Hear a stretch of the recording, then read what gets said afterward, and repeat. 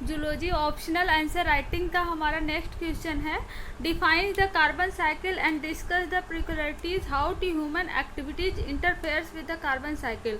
ठीक है, तो इस क्वेश्चन को पहले देखो, इसे पूछा क्या है कि कार्बन साइकिल को बताओ और ह्यूमन एक्टिविटीज़ का उसमें इंटरफेरेंस क्या है। ठीक है, तो इस क्वेश्चन को दो पार्ट में डिवाइड करके, दो सब टॉपिक में डिवाइड करके जो है आंसर लिखना होगा। तो कार्बन साइकिल में डायरेक्ट नहीं आने के बजाय कार्बन के बारे में पहले थोड़ा सा जानना जरूरी है, लिखना जरूरी है, क्योंकि कार्बन का ही तो साइकिल होगा ना। तो कार्बन क्या है? Carbon is a minor constituent of the atmosphere as compare to the oxygen and nitrogen. ठीक है, और कैसे ये कार्बन डाइऑक्साइड के फॉर्म में रहता है और फोटोसिंथेसिस के माध्यम से ये कार्बोहाइड्रेट बनाता है।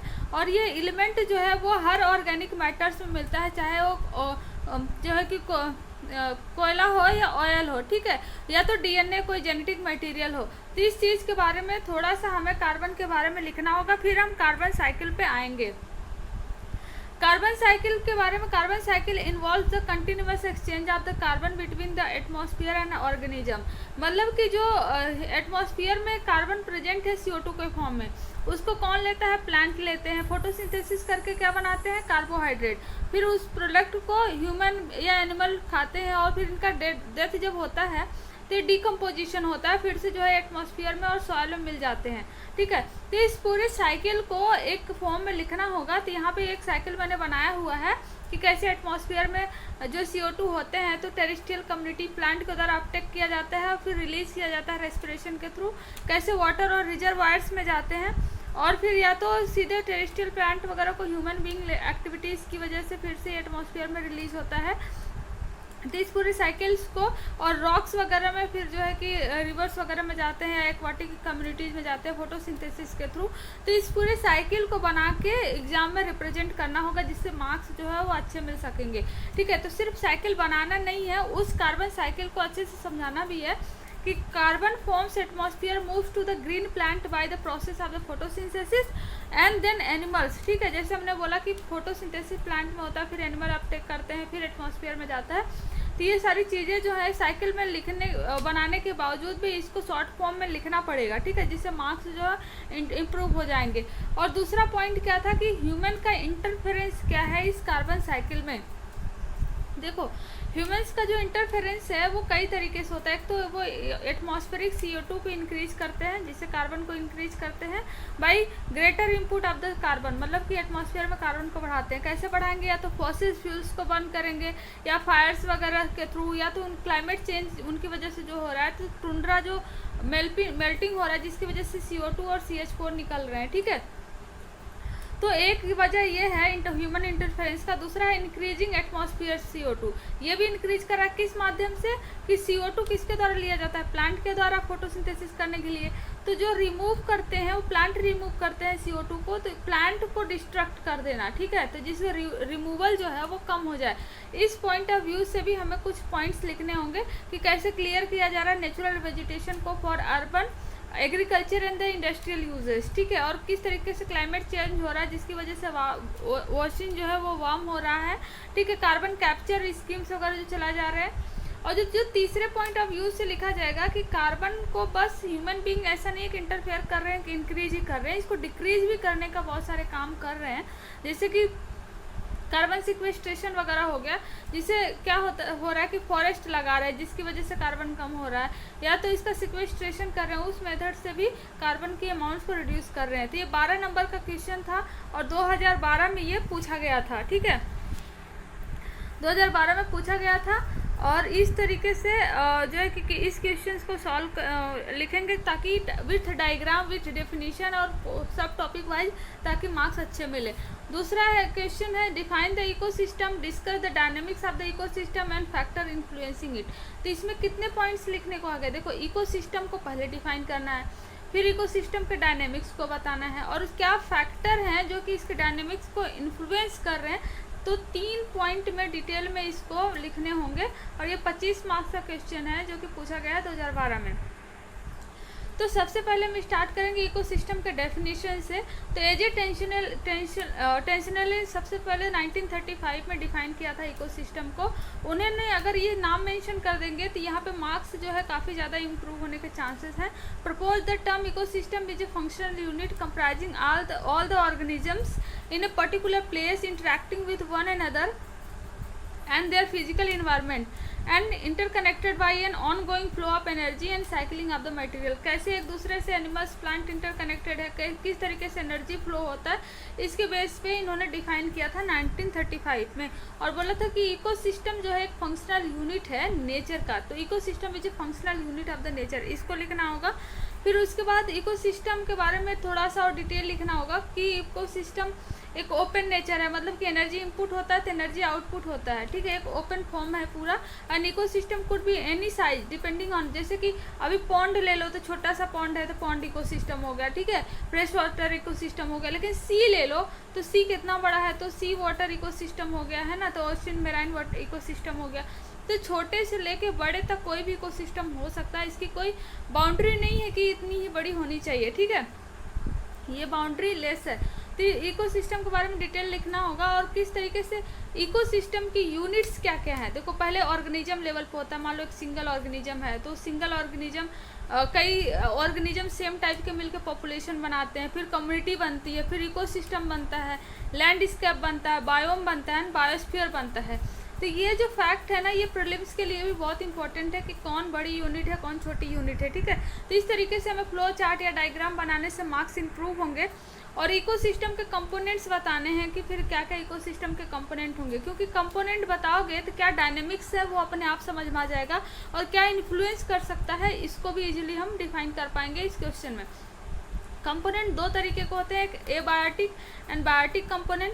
एबायोटिक कंपोनेंट में फिजिकल फैक्टर्स होते हैं, केमिकल फैक्टर्स होते हैं, ठीक है। तो जो फिजिकल फैक्टर होते हैं उसमें sunlight, temperature, precipitation, wind, latitude, attitude, soil, ये सारी चीज़ें होती हैं।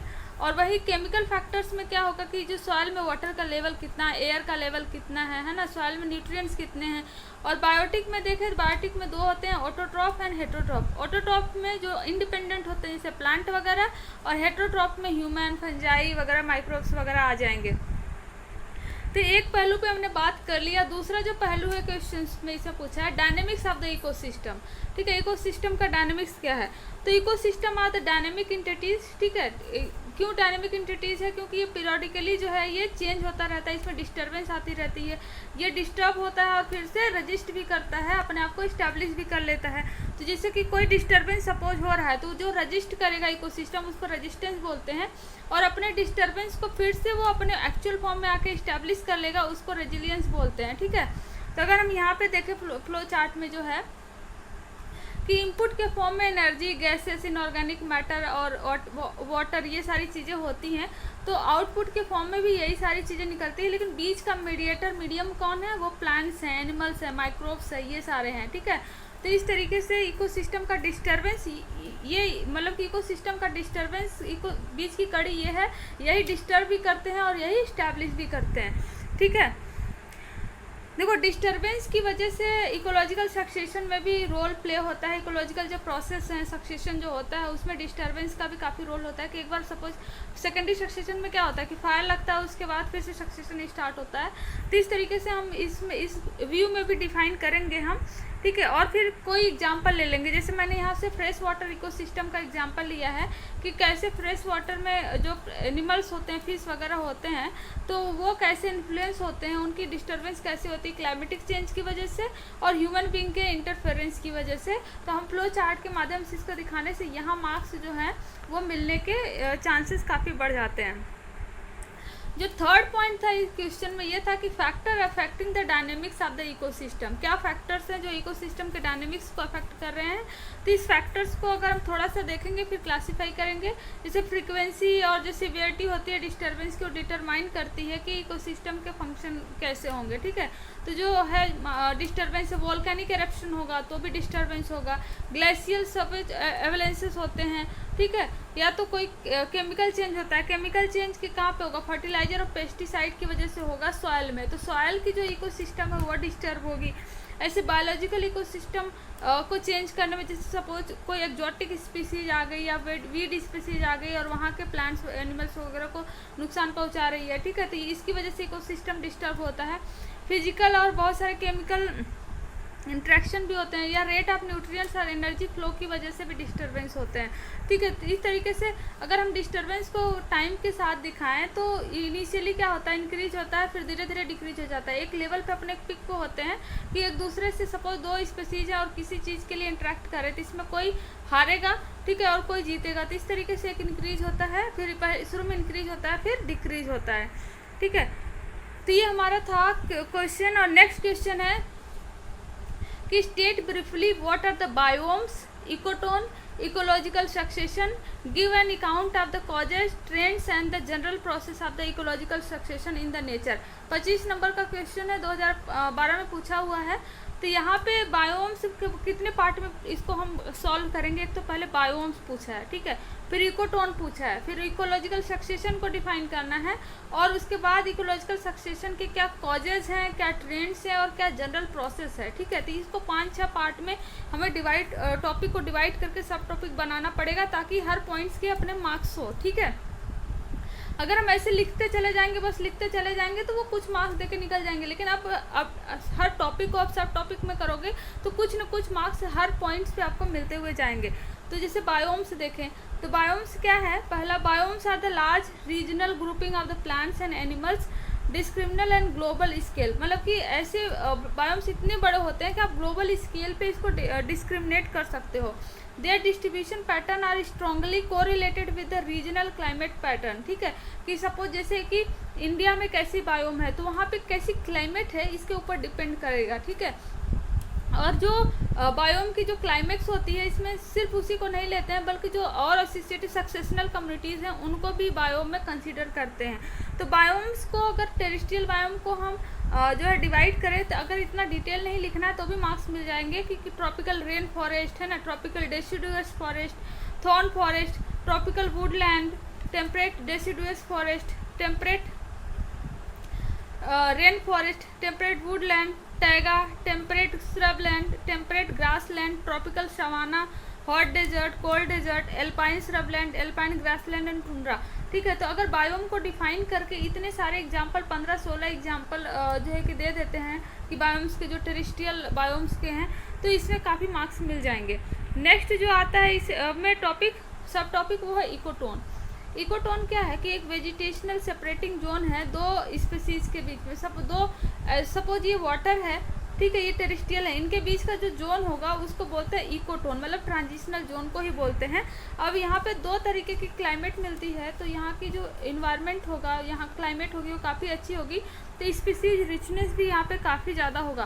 तो इस इफेक्ट को, जिसकी वजह से यहाँ पे स्पीसीज रिचनेस ज़्यादा होती है, इस इफेक्ट को बोलते हैं एज इफेक्ट, ठीक है। तो ये सारे पॉइंट्स जो है बहुत ही इंपॉर्टेंट पॉइंट्स हैं और इसको हम एग्जाम्पल के माध्यम से दिखा सकते हैं जिससे मार्क्स जो है काफ़ी इंप्रूव हो जाएगा। सपोज ये लैंड इकोसिस्टम है, एक्वाटिक इकोसिस्टम है, दोनों के बीच की जो ट्रांजिशन जोन है उसको ट्रांजिशन जोन को मालूम मार्सी जो जोन बनता है उसको बोलते हैं इकोटोन। यहाँ की भी स्पीसीजेज यहाँ पाई जाएंगी, यहाँ की भी पाई जाएंगी, दोनों यहाँ पे सर्वाइव करेंगी और इसलिए यहाँ पे बायोडाइवर्सिटी ज़्यादा होगा, ठीक है। अगर वहीं पे फिर हम माउंटेन में देखें और एक्वाटिक इकोसिस्टम में देखें तो दोनों के बीच में एक प्लेन एरिया होती है, क्योंकि यहाँ से रिवर निकलती है और वो पूरा प्लेन एरिया बनाते हुए जाती है और कहीं पे फॉल हो जाती है। जैसे आप गंगा रिवर की जो प्लेन एरियाज हैं वहाँ पे अगर देख लो तो मिलेगा। तो इन दोनों के बीच की जो एरिया है, अगर हम यूपी, बिहार, उत्तराखंड ये सारे देखें तो ये ट्रांजिशनल जोन है, ठीक है।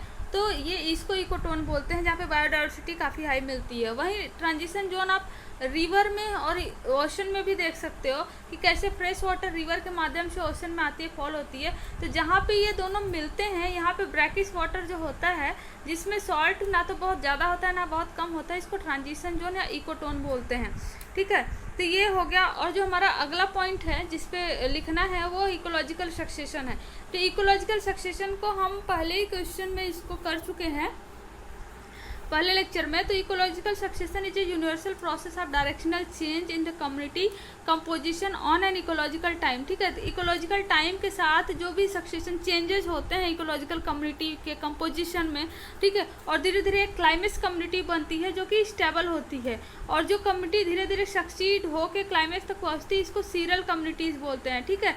तो इस सब इकोलॉजिकल सक्सेशन के डेफिनेशन में इसको लिखना होगा। और क्या पूछ रहा था कि main causes of the ecological succession के मेन कॉजेज क्या है। तो मेन कॉजेज जो इकोलॉजिकल सक्सेशन के हैं वो क्लाइमेटिक फैक्टर्स हो सकते हैं, ठीक है, और बायोटिक फैक्टर्स हो सकते हैं, और विंड, फायर, सॉयल इरोजन, ये सारी चीज़ें हो सकती हैं। तो इनको 3 ग्रुप में अगर हम डिवाइड करें तो एक तो इनिशियली कॉजेज होते हैं सक्सेशन के, एक तो जो सक्सेशन चल रहा है और कंटिन्यूअसली चल रहे हैं, और जब क्लाइमेक्स पे पहुंच जाता है तो एक इस्टेब्लिशिंग कॉजेज होते हैं, ठीक है। तो इनिशियल में क्या होता है कि विंड होता है, डिपोजिशन होता है, इरोजन होता है, तो क्लाइमेटिक फैक्टर में हो गए। बायोटिक फैक्टर में जो एक्टिविटीज़ होती है जैसे लाइकेन, मॉसेस वगैरह यहाँ पे आते हैं और धीरे धीरे सॉइल को इरोड करते हैं, तो इनिशियली फैक्टर्स में ये आते हैं, ठीक है। और कंटिन्यूसली फैक्टर में क्या आएंगे, सपोज कोई माइग्रेट करके आउटसाइड से आ रहे हैं, माइग्रेट करके, है ना, और कोई अर्बन एरिया वगैरह से आ रहे हैं, तो जो कंपटीशन होता है, तो ये सारे कंटिन्यूइंग फैक्टर्स में आते हैं। इस्टेब्लिशिंग फैक्टर में क्या होगा कि मान लो कि सॉयल की धीरे धीरे इतनी ज़्यादा फर्टिलिटी हो गई है कि अब यहाँ पे ये स्टेबल हो गया, ठीक है, यहाँ पे कम्युनिटी जो एनिमल प्लांट्स थे वो सारे स्टेबल हो गए, तो इसको इस्टेब्लिशिंग कॉजेज बोलते हैं, जैसे fertility of the land, climate condition of the area, abundance of the availability of the minerals, ठीक है। तो इस तरीके से अब नेक्स्ट क्या पूछा था, trends in the ecological succession, मतलब इकोलॉजिकल सक्सेशन हो रहा है लेकिन उसमें ट्रेंड क्या है। तो अगर हम इकोसिस्टम के कैरेक्टरिस्टिक को देखें और उसमें क्या ट्रेंड्स है उसको देखें तो क्या है कि फूड चेन में क्या ट्रेंड चल रहे हैं। Food chain, simple food chain becoming more complex food web, मतलब कि फूड चेन में अगर ट्रेंड्स देखें तो जो सिंपल फूड चेन है वो फूड वेव काफ़ी कॉम्प्लेक्स बनाते हैं, ये चल रहा है सक्सेशन में, ठीक है। दूसरा कह रहा है रिलेटिव स्पीड एबेंडेंस, ठीक है, तो इसमें चेंज रैपिडली, क्योंकि जो स्पीड में होता है कि शुरू में इनिशियली धीरे धीरे होता है, लेकिन स्पीड ये काफ़ी बढ़ते हुए आ रहे हैं कि इनिशियली स्लो होगा फिर तेज़ी से स्पीड सक्सेशन की बढ़ रही है, ट्रेंड चल रहा है। टोटल बायोमास में देखें तो बायोमास जो है सक्सेशन के साथ इंक्रीज हो रहा है, और ह्यूमन का नॉन लिविंग ऑर्गेनिक मैटर में देखें तो वो भी इंक्रीज हो रहा है। फिर अगर स्पीसीज डाइवर्सिटी का देखें तो इनिशियली लो स्पीसीज डाइवर्सिटी होती है, लेकिन बाद में धीरे धीरे स्पीसीज डाइवर्सिटी बढ़ती है। फिर process in the ecological succession में प्रोसेस क्या क्या होते हैं, ये फाइनल पॉइंट्स है। तो इस प्रोसेस में जो 7-8 प्रोसेस पॉइंट्स होते हैं उसको हेडिंग वाइज अगर लिखें तो काफ़ी मार्क्स मिलेंगे। जैसे पहला है न्यूडेशन, मतलब जब क्लियर एरिया होता है वहाँ जनरेट होता है, वहाँ पे कुछ नहीं होता। फिर इन्वेजन होता है, माइग्रेशन होता है, बाहर से कोई स्पीसीज वगैरह आई वहाँ पे इन्वेड की, ठीक है, माइग्रेट होकर। फिर एक ऐसी हुआ, मतलब कि उस एरिया में अपने आप को इस्टेब्लिश करने लगा। फिर एग्रेशन हुआ, और उसके बाद कंपटीशन, ठीक है, तो कई सारे स्पीसीज जब बन जाएंगे तो कंपटीशन बढ़ेगा तो उन लोग में रिएक्शन भी होगा, मतलब एक दूसरे से कम्पीट करेंगे, तो जो है कि ज़्यादा कम्पिटिटिव होगा वो वहाँ पे इस्टेब्लिश कर जाएगा। फिर उसके बाद वो क्लाइमेक्स तक पहुँच जाएगा, मतलब कि इस्टेब्लिश हो जाएगा। इस तरीके से सक्सेशन के प्रोसेसेस हैं ये, और इसमें जो है पूछा गया हुआ है। तो जो क्वेश्चन है, सबसे पहले क्वेश्चन को क्लियरली पढ़ना चाहिए कि उसमें क्या क्या पॉइंट्स पूछे गए हैं, और उस पॉइंट्स को सब पॉइंट्स बना के उस पर लिखने से मार्क्स जो मिलने के काफ़ी चांसेस बढ़ जाते हैं, काफ़ी इंक्रीज हो जाते हैं मार्क्स।